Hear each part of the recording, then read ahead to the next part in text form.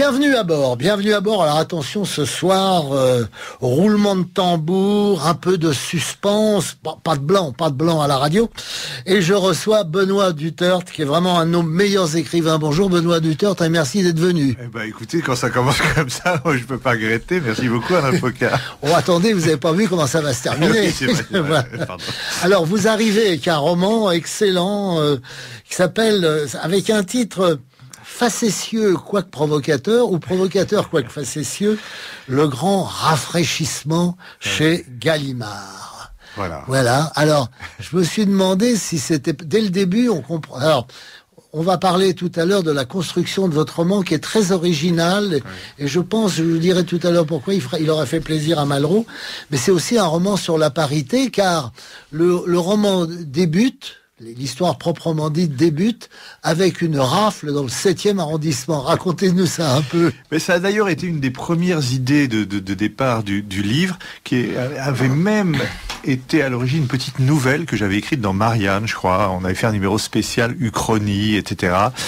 Et je sais pas, vous savez, quelquefois on a une idée qui vous trotte dans la tête, puis là je m'étais dit, tiens, on ne parle que de discrimination injuste, de contrôle aux faciès, de la façon dont, à cause du racisme systémique, paraît-il, il y a beaucoup plus de gens de telle ou telle origine dans les prisons que de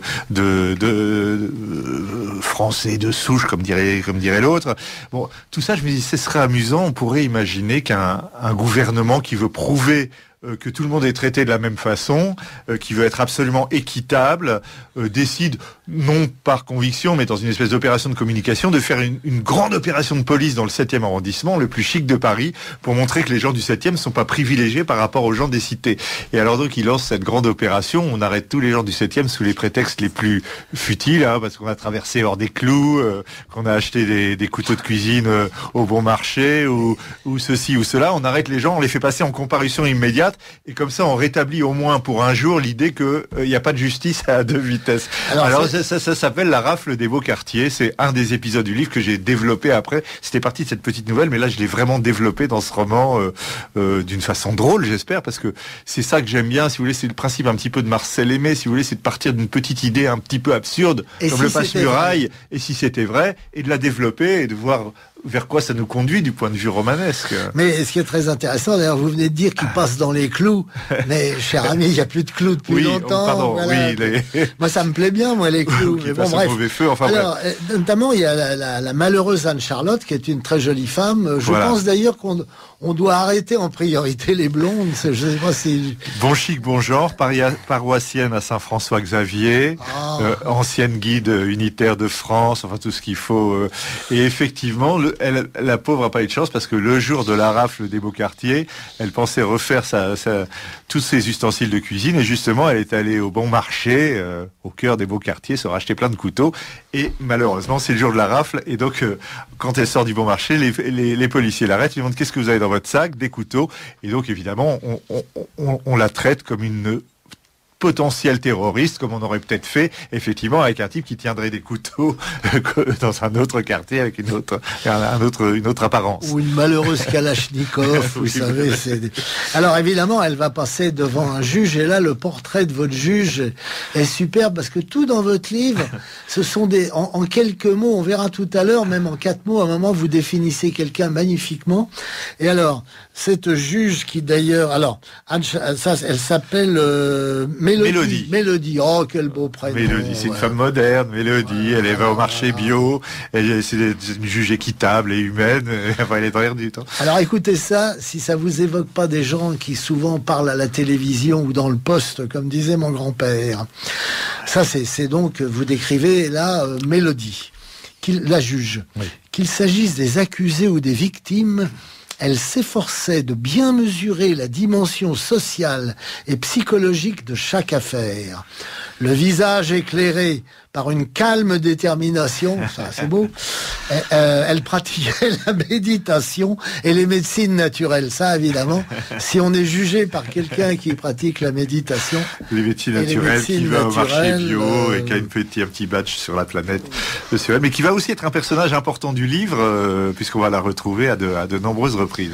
Alors, il y a cette façon dans votre roman de passer d'un univers à l'autre, et puis on se retrouve... Alors, la malheureuse Anne-Charlotte va être condamnée à des travaux... Des travaux d'intérêt général dans une cité sensible, bien entendu, où elle va être envoyée au nord de Paris, dans un quartier un peu dangereux, pour faire de l'action sociale dans un petit centre de quartier.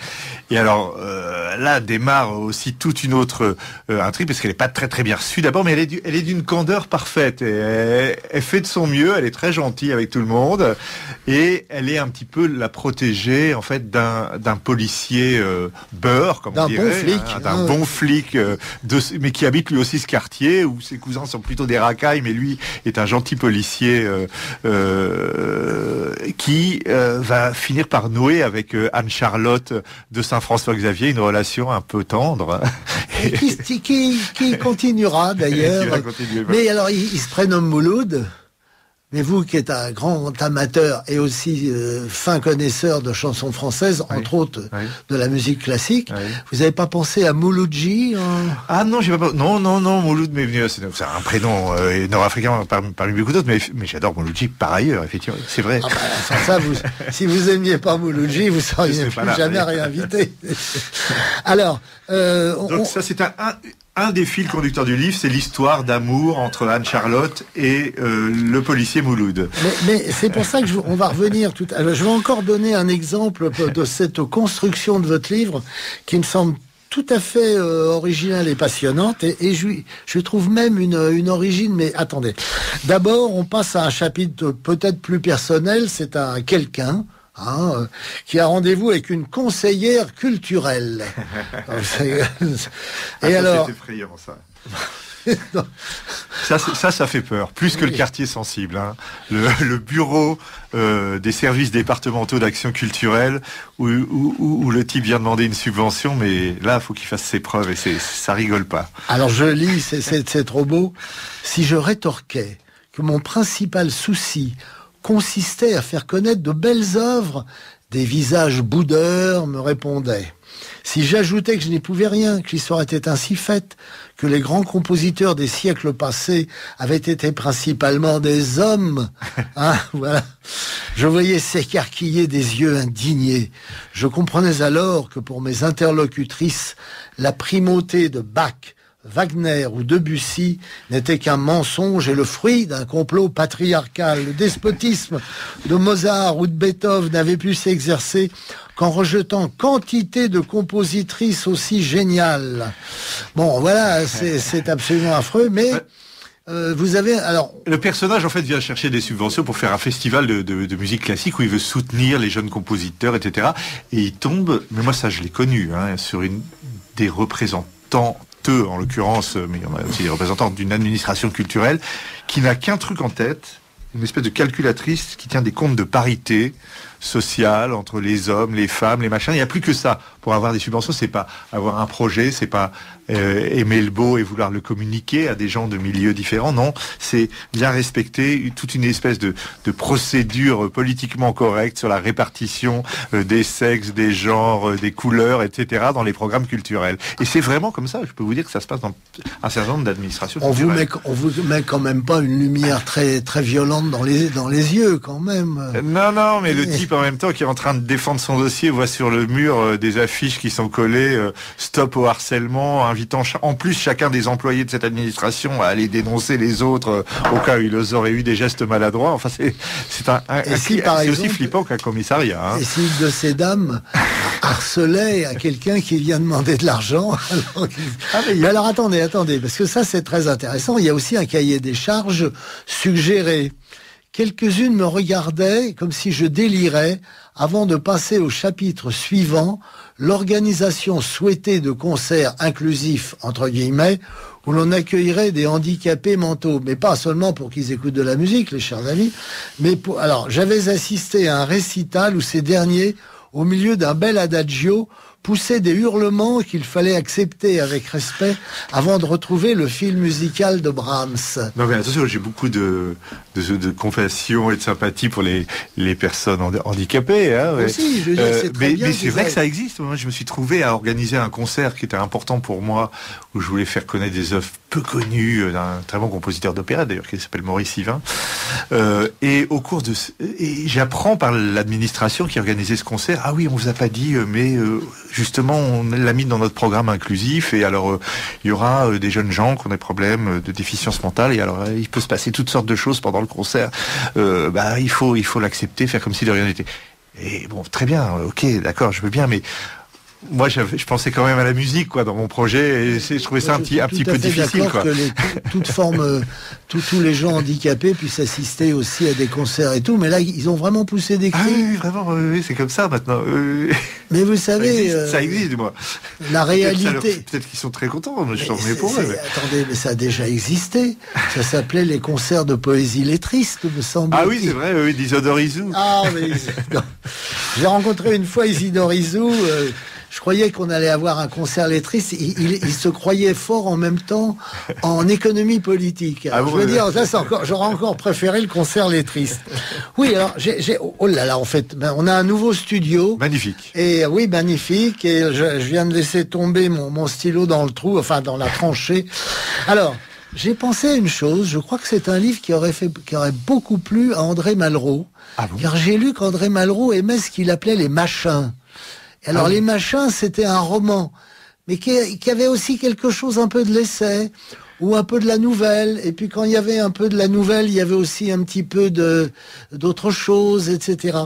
Et je me suis rappelé... Je savais pas, parce que... non, pas du tout que Malraux avait tenu ses propos, mais effectivement, ça correspond assez à ce que j'ai fait, oui.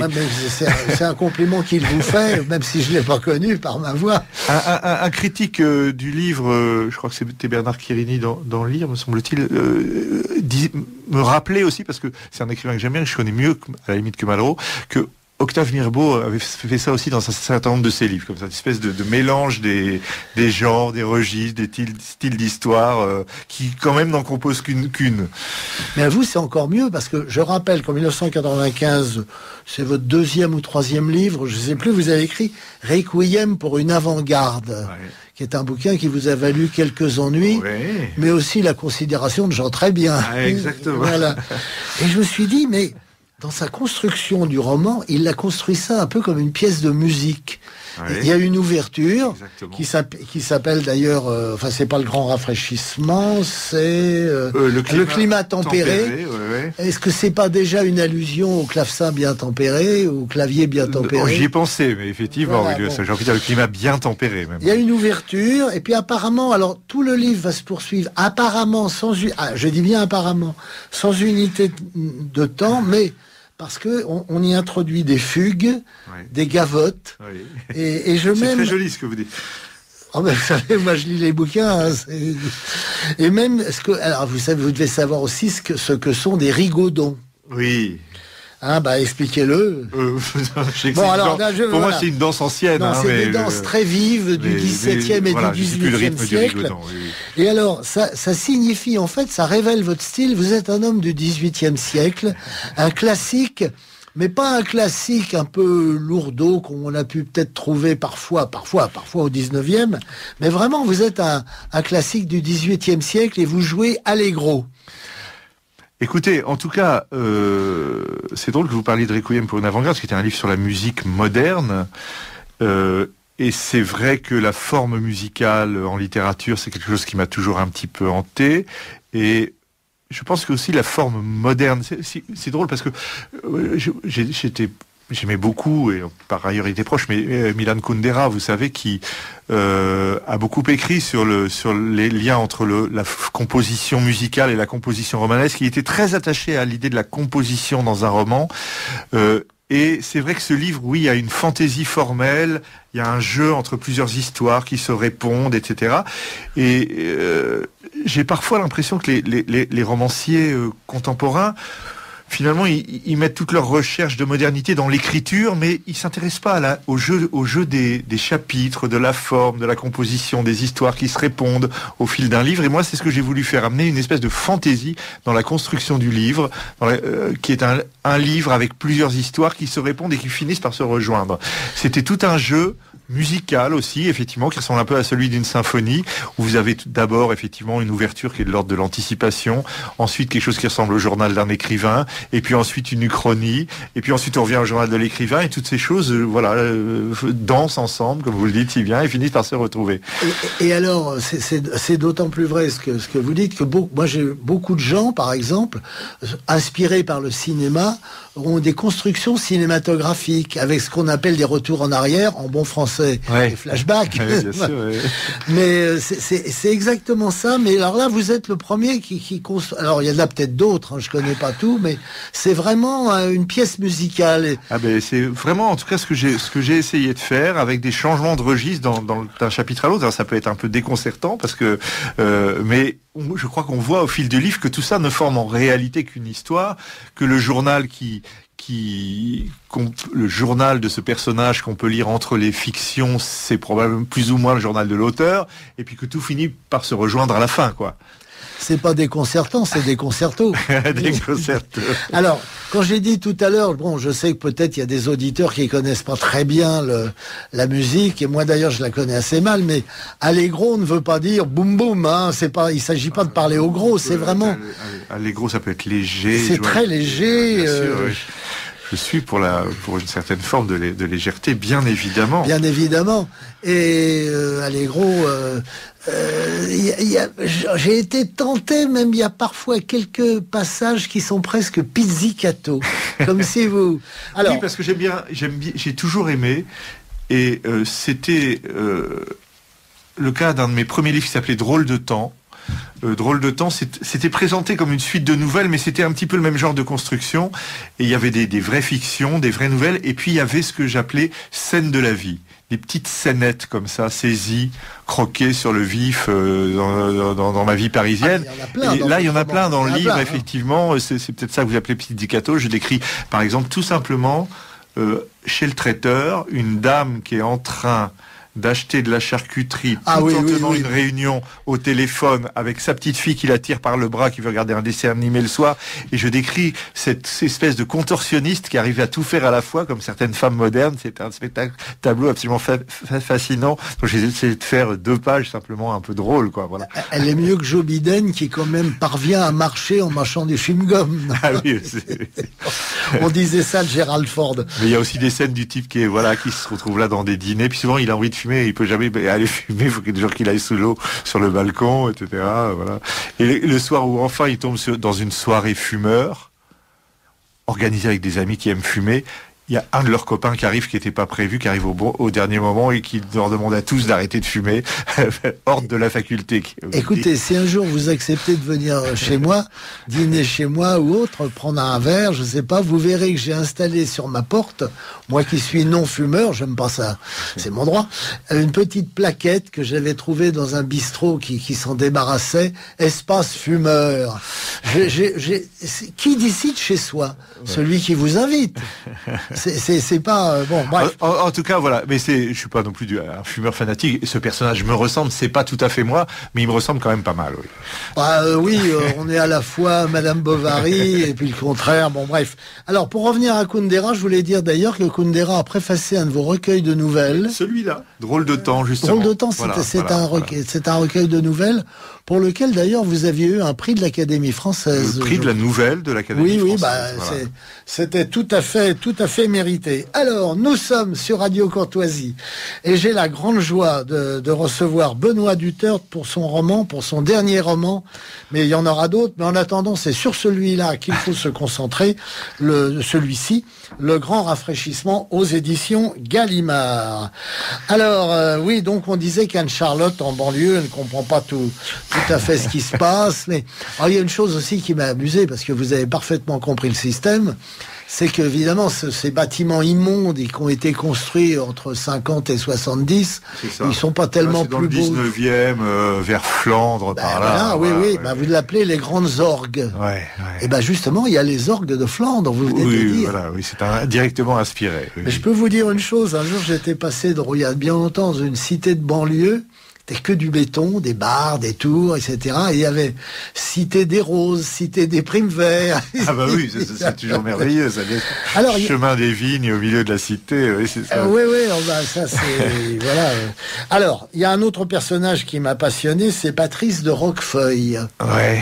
Parce que Patrice de Roquefeuille, il a choisi au début des années 70 de vivre dans une tour, et au fond, un peu dans les deux sens du terme.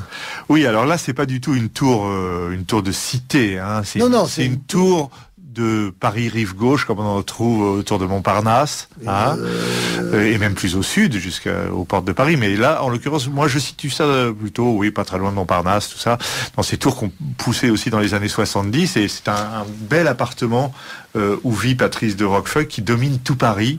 Du 15e ou 16e étage, vraiment c'est extraordinaire. Je connais certains de ces immeubles, les points de vue qu'on peut avoir, et où il vit là avec sa femme dont il est très amoureux, elle est très amoureuse de lui, mais ils sont un petit peu comme dans une espèce de soucoupe volante ou d'observatoire au-dessus de la terre, un peu retiré du monde, dans cette histoire qui est un peu la fin de leur histoire, d'une belle histoire d'amour qui s'achève un peu tristement, tandis que le monde se transforme en bas. Eux sont là dans leur tour à s'aimer. Elle boit beaucoup, elle en a marre de la vie. Ils n'ont pas aimé la façon dont le monde s'est transformé depuis 20 ou 30 ans. C'est ce que je raconte dans cette nouvelle. Alors qu'au fond, en choisissant de vivre dans une tour, ils l'avaient accepté au départ. Oui, parce qu'ils avaient voulu un appartement moderne avec une très belle vue. Mais alors lui, c'était un peu un vieux garçon, Patrice de Roquefeuille, qui écrivait de la poésie. Qui avait pas beaucoup d'ambition sociale, qui était plus de droite au moment de mai 68, comme ça. Et puis un jour, il rencontre cette jeune Anglaise dont il tombe fou amoureux lors d'un voyage à Londres. Et ils reviennent ensemble et ils mènent une vie, un fol amour comme ça à Paris pendant quelques temps. Et puis voilà, ça s'arrête, elle vieillit, elle aime plus la vie, et elle s'effondre un peu.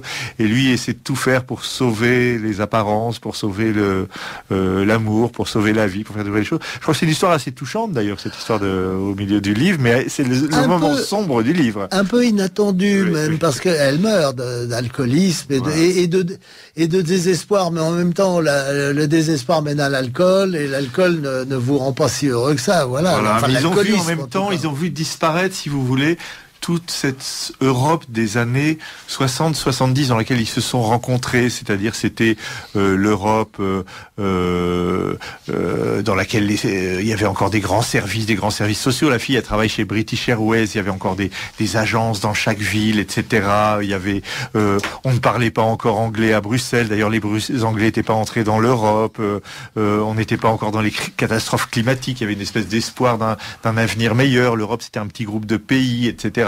Et puis tout ça, ils ont vu tout ça s'effondrer, les dérèglements de toutes sortes arriver dans la société, dans l'économie, dans l'usage de la langue française, peu à peu englouti par l'anglais, etc. Et c'est donc aussi l'histoire de la disparition de leur monde jusqu'à ce moment où ils sont plus chez eux. Mais ce qui est intéressant, d'ailleurs, on retrouve en vous l'amateur de chansons françaises populaires, c'est que vous la faites ressembler un peu au début quand il se rencontre à Pétula Clark. Exactement. Et puis c'est l'époque bénie de à nous les petites Anglaises, où l'Angleterre était un pays exotique. Il y avait une sympathie dans les début des années 70 entre la France et l'Angleterre. Chaque pays faisait rêver l'autre. Vous l'avez vécu. Les rockers anglais venaient enregistrer en France, les Français ou les Françaises allaient en voyage linguistique en Angleterre, mais il y avait encore un exotisme, si vous voulez, de l'Angleterre pour les Français et de la France pour l'Angleterre. Vous avez la nostalgie de l'époque et il nous occupait peut-être. Mais c'est vrai, de toute façon, Mick Jagger vit en Touraine, je crois. Voilà. Et alors d'ailleurs, vous savez que, il faut bien le dire, c'est un peu triste, la génération du prince William, futur roi d'Angleterre, fort sympathique par ailleurs, mais enfin, c'est la première génération du trône d'Angleterre qui ne parle plus le français. Ah oui, Charles le parle parfaitement. Oui. Ses enfants, plus du tout. C'est fini tout ça. Aïe, aïe, aïe, aïe, aïe. Et alors, vous avez, il faut quand même le dire, il y a une petite pointe, c'est peut-être le seul moment un peu vachard et politique. Vraiment, vous aimez pas tellement Madame Thatcher, qui avait de la personnalité, vous le reconnaissez, mais on sent que vous n'êtes pas très libéral, faut bien le dire. Moi, je suis plutôt un étatiste, oui, d'une certaine façon, oui. Mais c'est parce que j'ai grandi dans cette France gaulliste, la France des grands plans d'État, etc., la France des grands services publics, le projet européen qui devait être une espèce de modèle social complètement différent du libéralisme américain. Tout ça s'est effondré. Mais j'ai grandi là-dedans et moi, j'y crois encore. Parce que quand on dit que l'économie sous l'État, c'était une catastrophe, je rappelle que quand même l'économie étatique des années 60-70, c'est la plus grande période de développement de l'économie française. Donc ça marchait pas si mal que ça. Ouais, mais qu'est-ce que vous pensez de la chanson de Renaud? C'est une incidence, Madame Thatcher. Ah oui, pas mal, oui. Mais c'est vrai qu'elle a été l'espèce de... Avec Reagan, mais plus encore, parce que cette verve, cette hargne, cette énergie, celle qui a commencé à dire, voilà, faut tout casser, quoi. C'est vraiment l'épicière de Brighton, quoi. Un personnage qui pourrait être de Graham Greene. Alors, vous êtes tellement méticuleux dans votre écriture que puisque vous avez dit que Monsieur Droquefeuille était poète, vous avez reproduit un de ses poèmes. Ça veut dire que c'est vous qui l'avez écrit. Plusieurs de ses poèmes. Plusieurs, oui. Enfin, un poème de sa période avant-garde et un poème de sa période plutôt réaliste. Et d'ailleurs, à la mort de sa femme, il va en faire un autre qui a un peu plus de tenue quand même. Non, il est pas de lui, celui-là, il est de Robert Desnos. Il le lit au cimetière. Ouais. Oui, c'est pour ça qu'il est mieux. Je m'étais dit, oui, il est pas trop mal. Voilà, bon. Non, alors, on va lire... deux strophes de... Là, faut être pervers quand même, Benoît Duthor, pour écrire des vers de Mirliton pareil, mais c'est une vacherie que vous lui faites. Dans l'hôtel, il y avait du rock, cela se passait au Maroc, sur une côte où tout est toc. Nous étions deux, nous n'étions pas dans cette histoire où il fait froid, grillé souvent n'importe quoi. C'est terrible, les vers de Mirliton. Ça, c'est sa période désabusée. Oui, on dirait presque du rap, d'ailleurs. Alors, autre fugue, que je trouve d'ailleurs tout à fait fascinante. Alors, je rappelle encore un de vos livres que j'aime beaucoup, qui est paru celui-là en 2015, s'appelle Nostalgie des buffets de gare. La nostalgie des buffets de gare. Qui est en fait, quand on le lit bien et quand on l'aime, comme j'ai aimé ce bouquin et comme j'aime pratiquement tous vos livres, ceux que j'aime pas, c'est ceux que j'ai pas lus. Hein. Voilà, c'est bon. Mais c'est un livre contre la mondialisation, en fait, la nostalgie des buffets de gare. C'est une espèce d'éloge du service public, là encore. Aussi, oui, effectivement, oui, c'est mon côté, voilà. Et alors, il y a des pages magnifiques. Mais de fait, voilà, je raconte simplement la transformation aussi de mon expérience d'usager des chemins de fer au fil du temps. Hein, Alors ça, c'est formidable. Alors déjà, il y a une chose, vous devez regretter évidemment comme tout le monde, c'est les anciens compartiments. Maintenant, on est tous dans un dortoir. Là. Dans un dortoir qui ressemble à une cabine d'avion. C'est pas ce qui me dérange le plus parce que j'ai des goûts de luxe. Alors je vais généralement en première, c'est quand même assez confortable. Hein. Il y avait des compartiments de première aussi. Oui, c'est vrai, mais on est obligé de parler avec les gens. Oh, bah, on peut parler aussi avec les gens. Non, mais c'est surtout toute cette façon qui, moi, et donc il y a tout un petit passage là-dedans dans le livre, là-dessus, cette façon dont le train est devenu une espèce d'avion sur rail. C'est-à-dire que, paradoxalement, la SNCF communique sur le fait que c'est beaucoup moins polluant que l'avion, que ça va sauver la planète, que le train, c'est un moyen de transport éco-responsable, comme ils disent, et autres vertueux, et tout ce que vous voulez. Or, en réalité, ils font tout pour que le train fonctionne de la même manière que l'avion, avec tout le côté pas pratique de l'avion. C'est-à-dire que il faut réserver à l'avance, on peut plus prendre le train à la dernière minute. Les nouvelles gares, parfois, se trouvent hors des villes, dans des endroits inaccessibles où il faut prendre la voiture pour aller prendre le train, comme il faut prendre la voiture pour aller prendre l'avion, vous voyez, les nouvelles gares TGV. Et puis alors, il y a tout un langage comme ça maintenant, où vous ne pouvez pas entrer dans le train avant un certain moment. Et alors tout d'un coup, un type sur le haut-parleur de la gare vous dit, nous allons, pour le train de Nancy, nous allons commencer les procédures d'embarquement. Vous avez déjà vu ça dans les gares d'autrefois, quand vous annoncez que c'était le début des procédures d'embarquement?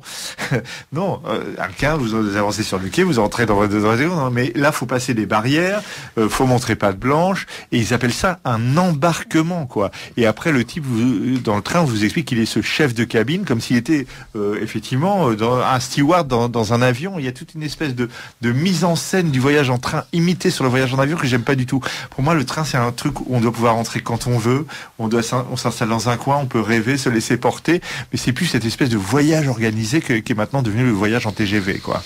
Oui, puis alors si on veut... Avec les bagages étiquetés, bien sûr, qu'il faudra sans doute payer par la suite, mais aussi les étiquetages, etc. Et puis même, il y a plus de wagons restaurants. Non plus, bien. Enfin oui, il y a des wagons-bars pas très pratiques. En plastique. Mais voilà, le côté commode du train, c'est le truc qui part à heure fixe. On sait, ça bouge pas tout au jour de l'année. On peut y aller au dernier moment. Voilà, on n'a pas besoin de réserver. Ça, c'était ce qui rendait vraiment le train un service effectivement pratique, public dans la vie courante et qui marchait merveilleusement bien. Maintenant, c'est une espèce de chose où les tarifs changent d'un jour sur l'autre. Vous avez des procédures d'embarquement. Vous avez des annonces qui durent un quart d'heure avant le départ du train. Bientôt, on va faire des gestes de survie, vous savez, avant que le train s'en aille, etc. Et j'aime pas ce modèle, malgré quoi le train reste quand même mon moyen de transport préféré. Oui, parce que c'est une vitesse à laquelle on peut regarder le paysage français. On a l'impression d'être dans le monde sans y être. On est dans une bulle et on glisse dans le monde qui se révèle à nous d'une façon merveilleuse parce que les lignes de train sont souvent très très bien situées au milieu du paysage. Et donc, moi je regrette vraiment alors les wagons restaurants. Et maintenant, on va dans ces trucs, ils nous servent des sandwichs Tolstoï, vous savez. Mais conçus par des grands cuisiniers, attention. Hein. Ah non, moi la dernière fois, c'était un sandwich Tolstoï. C'est un sandwich Guéret-Paix, évidemment. Mais en même temps, il y a les trains, voilà, tout ça va donner l'impression, à juste titre, que le personnage qui me ressemble, cet écrivain qu'on retrouve au fil du livre, est un râleur. Son époque l'énerve, il râle, et parfois j'en rajoute dans ses exaspérations pour que ça devienne drôle, quand il supporte pas les gens dans les files d'attente dans les magasins et qu'il les insulte à mi-voix, ou quand il sort de chez lui en robe de chambre le matin pour aller dans l'immeuble voisin où les travaux ont commencé à 8h pile et leur demander d'arrêter de faire du bruit. Enfin, voilà, je monte un personnage un petit peu furax, quoi. Mais moi, personnellement, ça ne me dérange pas. Mais je crois pas que, de toute façon, vos lecteurs vous connaissent, ça les dérangera pas. Il s'interpose contre les vélos sur les trottoirs. Alors, oui, encore une fugue. Tiens, à propos, si vous savez que vous pouvez quand même acheter votre billet dans les gares juste avant le départ, mais arriver quand même 1 heure avant, arriver avec un petit siège pliant et un bouquin. Et dans l'autre genre siège pliant, c'est la fin des merveilleux buffets de gare, mais ça c'était le livre dont je vous ai parlé, oui, bien sûr. Remplacé par des Starbucks Coffee. Taisez-vous. Ça, en plus, vous savez que l'anglais. Alors, à la fin du livre, il y a encore quelque chose de magnifique sur la défense de la langue française. Mais, bref. Alors, encore une fugue. C'est un personnage que vous décrivez, qui s'appelle Bernard, qui est homosexuel et qui est un homme extrêmement cultivé. Ouais. J'ai l'impression qu'il va pas forcément être d'ailleurs pour le mariage pour tous. C'était pas trop son genre. Voilà, et moi j'ai connu ce type d'homme, etc. Des gens cultivés. Alors ils peuvent être hétérosexuels. Un merveilleux ami qui est mort il y a 10 ans. Ils peuvent être hétérosexuels, mais là j'en ai connu aussi. Et surtout, alors, vous dites il est conseiller occulte de nombreux auteurs. Oui, c'est vrai. C'était vrai de vous aussi peut-être? C'est-à-dire que c'était quelqu'un de tellement cultivé, mais aussi tellement attentif aux autres, tellement amoureux de la littérature, qu'on avait toujours envie, oui, de lui faire lire les manuscrits. Et comme il avait une bibliothèque immense, qu'il avait tout lu, les écrivains, parfois, l'appelaient aussi pour vérifier un point ou un autre dans le livre qu'ils étaient en train d'écrire. Et il aimait, lui, aller chercher, justement, je décris en robe de chambre dans son appartement, où il était à peu près toujours en robe de chambre, d'ailleurs. Il sortait pas beaucoup. Il sortait pas beaucoup, sauf le soir, pour des dîners très chics, mais passer une certaine heure avec Leslie Caron ou Hélène Rochas. Mais c'était vraiment un ami merveilleux qui me manque, parce que il m'appelait en général le matin vers 11h Et alors, il y avait toujours cette phrase, il me disait « ça va poupée ». Alors, j'aimais beaucoup le « ça va poupée ». C'est drôle de me faire appeler poupée, je ne ressemble pas vraiment à une poupée. J'en conviens. Et on parlait, voilà, de notre journée de la veille, des lectures. Je lui disais ce que j'étais en train de lire. Il était ravi quand j'allais chercher dans ma bibliothèque un vieux roman oublié. Mais lui, il l'avait lu, il savait toujours ce que c'était, etc. Et voilà, c'était un ami merveilleux. Et alors, je raconte dans ce livre, oui, il y a ce moment terrible, puisque lui savait tout. Donc on lui demandait un renseignement, une information d'érudit. Et puis un jour, je lui ai demandé ça. Et puis, je tape sur mon ordinateur la question que je lui avais posée. Et Google a été plus rapide que Bernard pour m'apporter la réponse. Et je me suis dit, voilà, c'est encore la fin d'un monde. Pour m'apporter la bonne réponse à cette question que seul un érudit pouvait connaître auparavant. Mais quelle était sa profession ? Rentier. Ah, mais c'est la meilleure. Mais ça, c'est encore. Pour ses plaisirs, pour ses amis. Attendez, c'est en train de disparaître aussi. Je pense que c'est un des derniers vrais rentiers qui n'a pas cherché à justifier le fait d'être rentier par une activité plus ou moins professionnelle. Non, il assumait très bien. Quand il avait son service militaire, comme dans la chanson de Maurice Chevalier, il était rentier. Voilà. Voilà. Le deuxième classe était rentier. Alors, il y a une chose que vous avez parfaitement vue, parce que vous voyez clair, comme tout le monde, un jour, on dit à quelqu'un, si vous passez dans mon quartier ou si vous passez dans ma région, venez me voir. Et ces imbéciles, vous ne devrez jamais dire. Mais voilà, ces imbéciles pensent que c'est une vraie invitation, quoi. Bon. Et alors, il y a le personnage de Doris. Alors, dites-nous un peu le personnage de Doris, mais. Donc, le narrateur. Attends, vous la décrivez en 4 mots, et ça, c'est fort. Parce qu'à partir de là, elle est condamnée quasiment, quoi. Petite, frêle, mondaine, urbaine. Et je trouve que même ce urbaine est absolument magnifique. Et comme les petites femmes frêles, mondaines, urbaines qui n'ont qu'un enfant, évidemment, pour aller conduire son enfant à l'école, elle a une énorme voiture, un 4x4 qui fait 3 mètres de haut. Si ça peut embêter la mairie de Paris. Ça, je suis d'accord. Depuis, je suis devenu plus tolérant mais je trouve ça drôle de voir une toute petite femme dans un très gros 4x4 en pleine ville. Mais en tout cas, oui, le narrateur qui a travaillé avec elle puis qui la retrouve par hasard lui suggère de passer chez elle un jour si ça l'amuse dans sa maison de campagne où il va partir pour les vacances. Et manque de bol, effectivement, il n'a pas senti que cette femme est un peu éprise de lui et elle n'a pas senti qu'il n'était pas fou des femmes, ce personnage. Et donc elle débarque vraiment chez lui. Ah oui, il y a une scène assez amusante. En plein été avec son fils insupportable, vous savez, le genre d'enfant dictateur hein, qui règne sur l'enfant roi, sur leur mère célibataire et qui voilà. Et effectivement, elle a des assauts un peu exagérés sur l'homme qui la reçoit dans cette maison. Il se laisse un peu faire, ça se passe pas mal, pas bien, mais enfin, en tout cas, c'est pas comme elle l'aurait voulu, elle.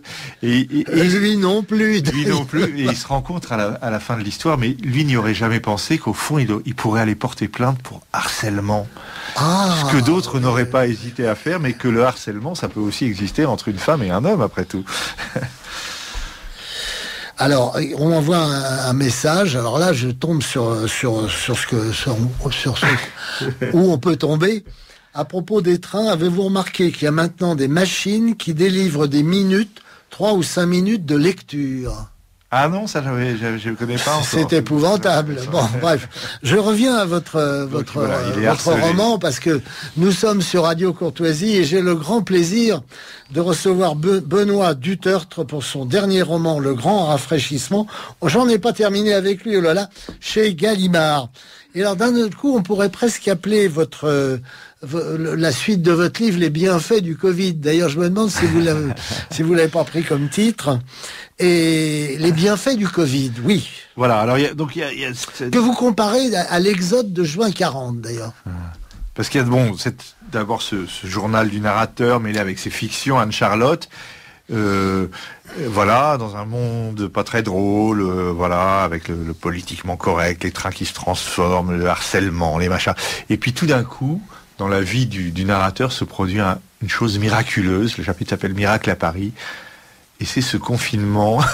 Alors je sais que le Covid n'a pas été drôle pour tout le monde. Je sais qu'il y a eu des personnes qui ont beaucoup souffert, qui sont mortes même. Et je n'ai que là encore, évidemment, beaucoup de respect pour eux. Mais moi, j'ai vécu ça comme une espèce de moment, passer la peur, l'angoisse de l'épidémie, de ce qu'on savait pas ce que c'était, comme une espèce de chose totalement irréelle et enchanteresse dans son irréalité, parce que je fais partie de ceux qui sont restés à Paris. Effectivement, Paris s'était vidé, on avait effectivement l'impression d'être en juin 40, toutes les voitures étaient parties, les gares s'étaient remplies, puis s'étaient vidées, et puis tout d'un coup, le lendemain matin, il n'y avait plus personne, plus un bruit dans la ville. Il faisait un temps divin. J'ai la chance d'avoir un appartement pas trop petit et pas trop mal placé au centre de Paris, près de la Seine, et j'ai commencé à vivre ça comme une espèce de chose fantastique. Vous savez, la façon dont l'irréel s'insère comme ça dans la prose et dans la banalité des choses. Et tout d'un coup, j'étais chez moi, il n'y avait plus personne dans Paris. J'étais, comme vous savez, quoi qu'il en coûte, j'étais plus ou moins payé pour ne rien faire. J'avais le droit de sortir 1 heure par jour dans des rues entièrement désertes, avec un ciel merveilleux. Et j'ai redécouvert Paris, un Paris vide, toute l'architecture, la richesse de tout ce qui se passait dans 1 kilomètre autour de chez moi, où j'avais le droit de me promener. Je trouvais ça extraordinaire, comme une espèce d'expérience fantastique, irréelle, qui prouvait que tout d'un coup, tout peut arriver. Ce monde mécanique dans lequel on vit peut s'immobiliser, se transformer. Alors j'exagère un peu, mais je raconte ma version un peu enchantée, comme ça, du confinement au cœur de Paris, de la Seine, avec des couleurs merveilleuses, des oiseaux, des bruits des oiseaux, des chants des oiseaux. C'était vraiment un moment. Il y a de très belles pages d'ailleurs dessus, sur ce moment. Et alors, quand vous dites, vous donnez pas votre adresse dans le roman, mais presque. Bon, bref, mais j'en dis pas plus. Mais bon, on peut le dire, vous êtes près de Notre-Dame, voilà, car vous décrivez d'ailleurs, alors ça, on revient un peu en arrière.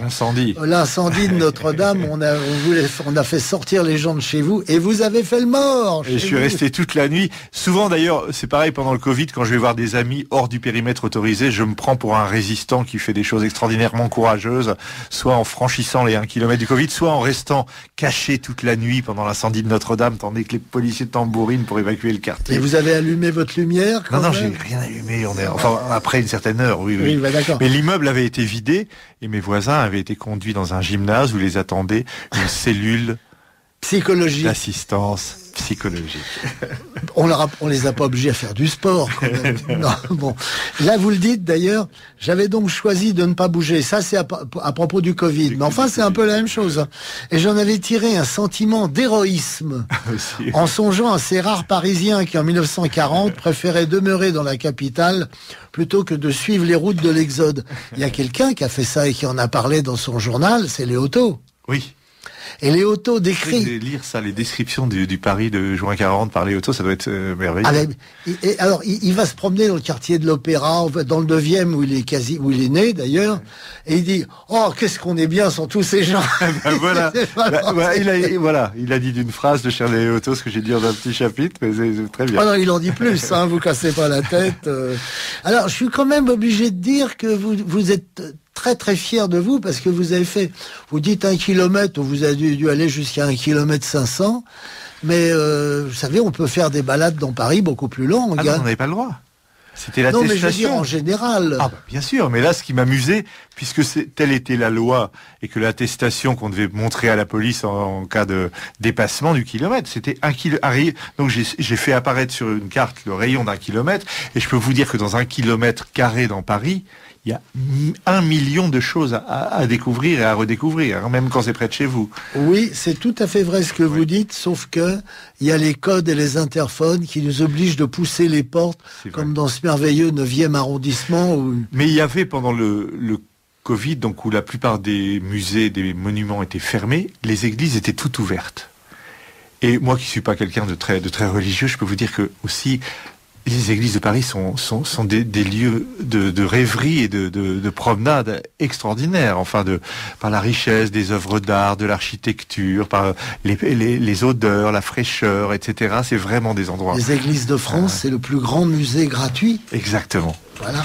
Alors, maintenant, on arrive à un chapitre vraiment qui donne tout son sens au titre du livre, Le Grand Rafraîchissement, et qui finalement, vous reprenez les thèmes de l'ouverture, le climat tempéré. Exactement. C'est un chapitre qui s'appelle Hommage à Beko, le jour où la pluie viendra. Oui, bien sûr. Enfin, hommage, oui, d'ailleurs j'aime bien Beko, c'est un méconnu. Et donc, vous l'avez Non, c'est un méconnu, je dis aujourd'hui, malheureusement. Donc, en somme, donc il y a deux principaux points de départ dans le livre. On va dire, c'est donc effectivement la rafle dont on a parlé tout à l'heure, le journal du narrateur, et puis le grand rafraîchissement, c'est-à-dire ce moment où tout d'un coup, les températures, des météorologues partout dans le monde se sont aperçus que depuis plusieurs mois, comme ça, les températures ne montaient plus et qu'elles avaient même tendance à redescendre un petit peu. Et donc, c'est une anticipation, une fiction, une fantaisie, comme ça, où j'imagine que le climat, après avoir monté avec toutes les conséquences qu'on connaît, et que je ne nie pas, qui sont malheureusement bien sinistres, que le climat, tout d'un coup, redescend et redevient tempéré. Et la France renoue avec ce merveilleux climat tempéré qu'on nous apprenait dans les livres d'histoire géo comme une de nos plus grandes richesses. On avait la plus grande variété de paysages et on avait le climat tempéré. C'était tout ça, la beauté de la France. Et alors donc, ce retour en arrière du climat va perturber, en fait, c'est un peu le sujet du roman, toute l'organisation de notre société qui s'est faite pour s'adapter au réchauffement. Là, en fait, tout tombe à l'eau et ça crée une espèce de bouleversement dans la société qui va essayer, d'une certaine façon, dans tous les aspects, de redevenir elle aussi tempérée, c'est-à-dire d'arrêter cette fuite en avant à la fois de l'industrie et du progrès, ou inversement cette fuite en avant de l'adaptation climatique, des éoliennes et machin. On va essayer de retrouver un monde idéal et idéalisé dans mon livre, qui est peut-être celui de notre enfance, bien qu'il était sûrement pas si bien que ça, mais on va essayer de retrouver une France, voilà, où il y a un équilibre entre la campagne et la ville, entre les hommes et les femmes, où tout ça se deviendrait une espèce de pays de cocagne, et c'est toute la partie du livre où je décris cette France du grand rafraîchissement, voilà. Et vous dites d'ailleurs tout tombe à l'eau, mais il y a des gens qui le nient, il y a des négationnistes du changement, justement. Ah bah oui. Les écologistes ne sont pas contents, parce que... Ils sont furieux, d'ailleurs, ils demandent qu'il soit interdit surtout, ils considèrent que évidemment, le rafraîchissement n'est en fait qu'une preuve du réchauffement. Oui, ça, c'est de la dialectique un peu. Mais cela dit, ils perdent parce qu'il y a la réalité. Mais c'est pour moi, je répète, c'est une fantaisie, c'est pas un programme ni une observation. Malheureusement, j'y crois pas beaucoup. Je crois qu'on est plutôt parti dans l'autre sens. Mais voilà, ça m'amusait d'imaginer comme ça comment est-ce que, si vous voulez, on est dans une époque hyper anxiogène, comme dirait l'autre, où on fonce dans le mur du climat, on fonce dans le mur de la guerre, on fonce dans le mur de la dette, on fonce dans le mur de l'effondrement de l'économie. Enfin, c'est pas très joyeux, les perspectives. Et moi, tout d'un coup, j'avais envie de finir le livre par une utopie, une fin heureuse, un monde qui retrouverait la raison et la beauté. Et voilà, c'était ça l'idée du grand rafraîchissement. C'est une utopie, curieusement, je dirais une utopie passéiste. Et vous avez dit tout à l'heure, tout tombe à l'eau, mais parfaitement, et tout tombe à l'eau pour les écologistes aussi. Il y a un de vos chapitres d'ailleurs, alors petite question, qui s'appelle En arrière, hommage à Marcel Aimé. Par le titre, bien évidemment aussi, mais en tout cas voilà, c'est tout le monde qui repart en arrière jusqu'à retrouver un équilibre perdu, voilà. Alors, le narrateur est nommé inspecteur du langage pour les chaînes de l'audiovisuel public. Alors, qu'est-ce qu'il est chargé de faire, notre narrateur exactement ? Oui, non, parce que moi, c'est vrai que j'écoute beaucoup la radio, publique et privée. C'est vrai que l'invasion de l'anglais, d'éthique de langage, des expressions, des mauvaises expressions comme c'est on est sûr, ou des mots, territoire, machin, et tout ça. Une espèce de langage, de néo-langage comme ça qui s'impose partout, peu à peu. Et alors donc j'imagine que mon narrateur, suite à ce grand rafraîchissement, à ce retour en arrière, à cette raison retrouvée de toute la société va pouvoir enfin occuper ce poste dont il est arrivé depuis toujours, qui lui permettra de rencontrer les journalistes et de les corriger dans leurs expressions, dans leurs mauvaises expressions ou dans leurs anglicismes, etc. Mais d'une façon très courtoise. Mais il est là pour les rappeler. À la raison. Moi, j'ai une piste de danse, c'est pas une danse flore. J'ai quelque chose d'autre. Supporter, ça veut pas dire soutenir. C'est un anglicisme qui, au contraire, que supporter, c'est plutôt quelque chose de négatif, alors que soutenir, c'est quelque chose de positif. Enfin, toutes ces choses qui envahissent le langage aujourd'hui. Moi, je vous propose une autre solution, c'est que dans tous les débats publics, dans les radios, les chaînes de télévisée, on relie le fauteuil à une pile électrique et qu'un commissaire à la langue française envoie des décharges. Par exemple, je trouve que Best Of mériterait 100 000 volts, si vous êtes d'accord avec moi. Mais dans ce roman, c'est un peu comme le reste. Je dis retour en arrière, redécouverte de l'équilibre d'une France disparue, qui n'a sans doute jamais été aussi équilibrée que ça, mais qu'on imagine. Donc c'est aussi un peu vous savez, c'était toujours de bon ton de dire du mal de l'ORTF en disant « Ah oui, cette radio et cette télévision de l'ORTF où il n'y avait aucune liberté qui était défendue par l'État. » Et moi, je reconstitue l'ORTF d'une façon, parce que je pense que c'était pas si mal que ça, l'ORTF, qu'il y avait des programmes d'une grande qualité. Mais effectivement, il y avait aussi ce contrôle administratif un peu plus rigoureux qui aurait pu s'exercer aussi bien sur l'expression, la langue des intervenants et pas seulement sur le contenu des programmes. Écoutez, à 20h30, avoir la caméra explore le temps, c'était quand même pas si mal. Voilà, il y a eu 1000 choses comme ça. Enfin, je rassure mes amis et confrères de service public, j'ai aucune ambition de devenir l'inspecteur du langage. C'est encore une fantaisie à la fin du roman. On va revenir, on a encore quelques minutes et c'est tellement bien avec vous que pour ce roman, Le Grand Rafraîchissement, là on est dans le rafraîchissement. Là c'est alors. Vous savez l'expression on est sûr, je vous disais, vous avez jamais dit, on est sur une purée de carottes avec sa sauce au céleri dans les restaurants. Où je viendrai sur Paris ce jour-là. Il y a sûr dans ce sens-là, mais il y a aussi on est sur un cépage de gamay. Alors j'imagine toujours le type sur la chose, mais ça marche jamais. Et qui se casse la figure parce que c'est pas très équilibré. On est sur une succession de tempêtes dans le sud-ouest. Pourquoi ? C'est formidable. En attendant. Un message d'auditeur, ça fait plaisir. À l'attention de Monsieur Duterte, en référence à son ouvrage Ma vie extraordinaire, salutations d'un amoureux des Vosges qui connaît très bien la Louisière. Oh, un merveilleux restaurant de la montagne vosgienne qui n'existe plus depuis longtemps malheureusement. Ah bon ? Ah bah merde. Pardon. Ah mais je me demande si je vois pas, tiens. Oui, vous croyez que c'est quelqu'un que vous connaissez ? Ce serait bien possible, quelqu'un qui a un rapport avec cet endroit. Alors là, vous connaissez pas Monsieur David Périni. C'est pas mal. Quel plaisir d'entendre Benoît Duterte. Et comme disait Paul Léoto, songez bien que la littérature n'a pas été créée pour servir la vie, ni même la traduire, mais pour lui échapper.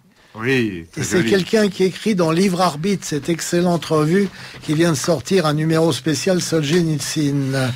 Je sais pas si on aura le temps, parce que il faut encore qu'on parle de l'évolution d'Anne-Charlotte et de Mouloud, que devient Patrice, etc. Alors voilà, parce que on a parlé de plein d'histoires, mais les deux chapitres, les deux avant-derniers grands chapitres du livre, c'est le moment où tout le monde se retrouve. D'une certaine façon, toutes ces histoires n'en forment plus qu'une à l'aboutissement, et c'est donc le grand rafraîchissement, et c'est une petite ville du sud-ouest qui s'appelle Castelnauroy, dans laquelle ils se retrouvent tous dans cette France rafraîchie, renouvelée, ravivée, heureuse, et ils sont tous là. Donc Mouloud et Anne-Charlotte sont partis s'installer là, ils ont quitté Paris et lui est devenu maire de cette petite ville, l'excellent Mouloud, mais un maire très républicain et très très très très bon français. Patrice de Roquefeuille, le vicomte, après la mort de sa femme qui buvait trop dans leur tour à Paris, lui aussi est parti dans une maison de retraite de ce petit village. Mais alors c'est pas une maison de retraite comme on fait aujourd'hui, les EHPAD, avec des trucs normalisés, des matériaux inifugés, etc. Une maison de retraite à l'ancienne, une belle vieille maison d'autrefois avec des meubles d'autrefois, etc. Et puis il se retrouve là-bas et Mélodie à son tour a quitté ses fonctions de juge pour ouvrir une une librairie dans cette petite ville de Castelnoro. Il y a plein de petits commerces comme autrefois, où les surfaces, les grandes surfaces périphériques ont été fermées, etc., où tout le monde revit dans une espèce d'enthousiasme français, un peu kitsch, exagéré, absurde et drôle, j'espère, mais qui en même temps, voilà, me fait un petit peu rêver. Est-ce que vous n'avez pas encore ça dans vos Vosges ? Un peu, mais vous savez, les ravages de la grande distribution, même dans les petites villes de montagne, je peux vous dire, c'est quelque chose. Hein, et la fin et dans vos terres natales normandes? C'est malheureusement un peu partout pareil, mais enfin, encore que oui, bon, en tout cas, paradoxalement, Paris, malgré tous ses défauts, reste la ville plutôt par excellence du petit commerce. Ça n'a pas été encore détruit. Oui, mais là aussi, avec des titres en anglais aussi. Alors là, ça, je suis des drive-in, des fast-food, des machins comme ça et tout. C'est vrai, c'est vrai. Alors, il y a un épilogue dans votre livre. Comment ça s'appelle en musique, un épilogue? C'est le... Coda. Un coda, voilà. Voilà. Ben, voilà. Au final, avec un E, si vous voulez. Et vous écrivez... Je ne sais pourquoi, tous mes romans se terminent au bord de la mer. Mais vous le savez très bien, Benoît Duterte, pourquoi ils se terminent au bord de la mer. Parce que je suis né au bord de la mer d'abord, oui. Au Havre, et parce que je continue d'être fidèle parallèlement aux Vosges, une partie de l'année à Étretat, qui est un endroit que j'adore, où je vais depuis l'enfance, dont j'aime les galets, le roulement de galets. Et effectivement, je sais pas pourquoi, on pourrait dire c'est un peu simpliste, c'est une forme poétique, mais j'aime bien qu'un roman se finisse devant la ligne d'horizon, sur une plage de galets, avec d'autres gens qui sont là, on ne sait pas pourquoi, et ça finit un peu comme ça. Des gens qu'on voit vieillir ensemble d'une année à l'autre, parce qu'on se retrouve pour les vacances, et on est là, on flâne, on regarde le temps qui passe, et le monde qui se transforme, et nos corps qui se transforment. Et j'aime bien toujours ces fins, comme ça, au bord de l'eau. Une petite question de construction, alors, est-ce que systématiquement vous dites, bon, je fais un roman, il se terminera au bord de la mer, ou ça vous vient tout naturellement, c'est inévitable. Hein, écoutez, ce qui est quand même curieux, vous me faites penser à ça, et en plus c'est moi qui le dis, mais en fait, je suis quand même en train d'écrire un roman, et effectivement le dernier chapitre se passe. Vous êtes incorrigible, Benoît Duterte. Non, moi, alors évidemment... on a tous des marques, des touches comme ça, des signes... Et c'est parce que vous êtes un homme libre, et homme libre toujours, tu chériras la mer, comme dit notre cher Baudelaire. Surtout, il assiste à un spectacle merveilleux au bord de la mer, mon héros, à la fin, mais je sais pas s'il faut le dire. Alors, j'évite de donner trop les fins des bouquins, parce que les gens disent, on en a parlé, c'est pas la peine. En même temps, c'est pas vraiment un dénouement. Etc. Donc, voilà. Bon, alors, je vais vous dire un petit peu, moi, mon opinion sur l'écrivain et sur l'homme aussi, parce que, bon, voilà, vous êtes quelqu'un qui aime vraiment, mais très moyennement son époque, mais... Vous éprouvez énormément de tendresse pour ceux qui y vivent, et quels qu'ils soient. Écoutez, c'est bien que je vous remercie de dire ça, parce que effectivement, je suis très critique sur mon époque, je la déteste par beaucoup d'aspects. En même temps, elle m'occupe beaucoup. J'y consacre mes livres. J'essaie même de la rendre risible d'une certaine façon, ce qui est un peu moins dur que de la supporter simplement. C'est pas très difficile de la rendre risible. Voilà, et effectivement, je m'intéresse à mes contemporains, à l'humanité, à ses transformations. C'est pas pour en dire beaucoup de bien, mais c'est en tout cas, voilà, pour éveiller aussi le sourire et les rêveries de mes lecteurs, et prouver qu'à partir de cette prose terrible qui nous entoure, on peut faire de la littérature, quoi. Vous savez, j'essaye toujours d'inviter des romanciers et avec leurs livres, ou des nouvellistes ou des essayistes que j'aime. Et vraiment, moi je vais le dire, lisez Benoît Duterte. Très gentil. Non, mais de toute façon, je suis pas seul à le dire, donc je prêche pas dans le désert. Et je vous conseille vraiment, vraiment de lire Le Grand Rafraîchissement. Déjà, on se sent mieux. Un roman aux éditions Gallimard. Merci Benoît Duterte d'être venu. Et moi, merci encore. Merci beaucoup à vous, Alain. Et vous, comme vous aimez Radio Courtoisie, les auditeurs aiment Radio Courtoisie, et soutenez Radio Courtoisie. Il y a un petit message pour vous, et non pas un Bobino. Vous appréciez cette émission? Alors aidez Radio Courtoisie à en produire d'autres. Rendez-vous sur soutenir.radiocourtoisie.fr. Merci d'avance.